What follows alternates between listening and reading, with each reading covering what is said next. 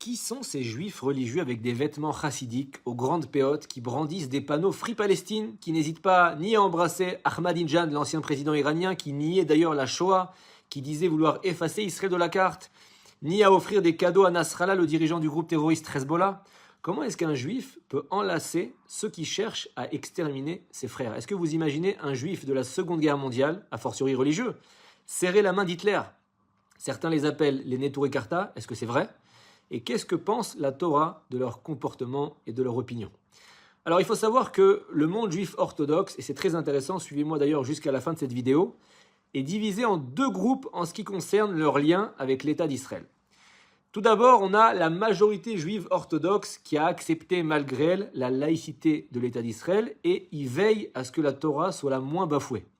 Ils vont lutter pour la Torah en suivant le système, par le biais de politiques, des députés élus à la Knesset, le Parlement israélien, et grâce à ça, ils vont créer et financer des écoles religieuses. Certaines villes ne font pas marcher les transports en commun le Shabbat, par exemple. Il y a une législation au point de vue de la cacheroute, des mariages, etc. Bien entendu, ça implique toutes sortes de compromis d'un point de vue de la loi juive, mais il y a de grands rabbanim qui vont diriger toutes leurs décisions. Et il y a ceux qui ne coopèrent pas du tout avec l'État. Parmi eux, on connaît le plus grand et respecté groupe chassidique qu'on appelle Satmar, qui compte plus de 130 000 fidèles. Et eux, ils sont d'avis que le peuple juif doit attendre le Mashiach, le Messie, et la reconstruction du temple, depuis la diaspora, donc en vivant hors d'Israël, et sans revenir de force en Israël. C'est-à-dire, il faut revenir avec l'accord de toutes les nations, comme l'explique le Talmud dans Ktubot à la page 111a, comme l'explique le Rambam à la fin de sa Igeret Teman, et comme l'accord international qui a permis la création de l'État d'Israël s'est fait sans l'accord des pays arabes notamment, d'après eux, l'existence de l'État d'Israël contredit l'avis du Talmud et du Rambam. Leur autorité spirituelle, qui s'appelait Rabbi Yoel Teitelbaum, était un géant incontesté de la Torah, un grand tzaddik. Baba Saleh avait dit que sa Torah était une colonne de feu qui nous conduira jusqu'à Mashiach. On sait aussi que le célèbre Ben Ishraï de Bagdad avait un avis similaire au rabbi de Satmar. Son petit-fils d'ailleurs n'a quitté l'Irak pour Israël que lorsque sa vie commençait à être en danger. Le Rav Yosef ne pense pas comme ça. Il pense que l'accord a été international et même si les pays arabes n'étaient pas d'accord, tout a été voté et il n'y a aucun problème qu'on soit ici. Et il y a un autre groupe chassidique dans le même esprit qu'on appelle les Neturei Karta, qui a été créé en 1919 sous le nom de Agudat Israël par le Rav Yosef Chaim Sonnenfeld. Ensuite, il a été dirigé en 1935 par le Rav Amram Bloy. Neturei Karta, ça veut dire en araméen les gardiens de la ville.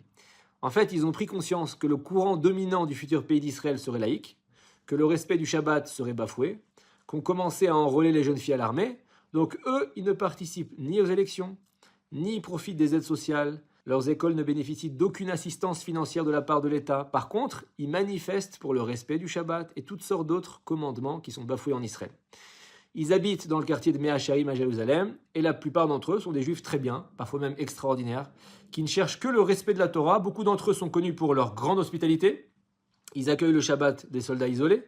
Certains que j'ai rencontrés moi-même reçoivent parfois entre 50 et 70 invités par Shabbat. Et si vous me demandez pourquoi ils restent habités en Israël malgré leur hostilité à cet État qu'ils appellent laïque, c'est tout simplement parce qu'ils y habitent depuis 200 ans. Donc ils n'ont pas fait leur alia avant-hier, bien avant nous. Mais par contre, jamais au grand jamais, ils n'iront s'afficher ou collaborer pour autant avec des ennemis d'Israël qui veulent notre mort. D'ailleurs, on raconte que le moufti de Jérusalem, qui était allié d'Hitler et réputé antisémite, a demandé au Rav Sonnenfeld, qui est à l'origine du courant Neturei Karta, le moufti lui a dit « Puisque vous et moi, on est contre les sionistes, pourquoi ne pas nous unir contre eux ?» Et le Rav, qui était un grand d'Israël, a répondu « Dieu en préserve, Hachem Ishmor. Vous êtes contre la partie juive qui est dans le sioniste, alors que nous, on est contre la partie goy, la partie non juive qui est dans le sioniste. » Et donc finalement, on n'y comprend plus rien. Qui sont ces clowns déguisés en juifs pieux qui sympathisent avec l'ennemi? En fait, écoutez-moi bien, on parle de 25 familles seulement qui habitent entre New York, Londres et Israël, alors que les véritables Neturei Karta sont par exemple plusieurs milliers de familles. Donc c'est un groupuscule insignifiant qui fait du bruit parce qu'il répond à ce que l'opinion mondiale recherche. Les médias les adorent, surtout les antisémites, les pro-palestiniens. On photographie leur moindre petit acte de traîtrise pour vendre du papier alors qu'ils ne représentent absolument rien. C'est ridicule. Ils ont été bannis par l'ensemble du groupe chassidique Neturei Karta. Leurs enfants ont été renvoyés de toutes les écoles et même le rabbi de Satmar les a bannis.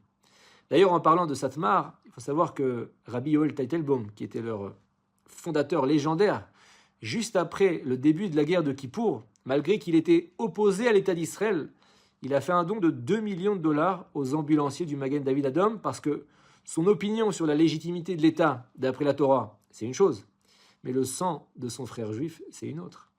Mais cette grandeur, malheureusement, n'a pas atteint nos 25 familles de cinglés.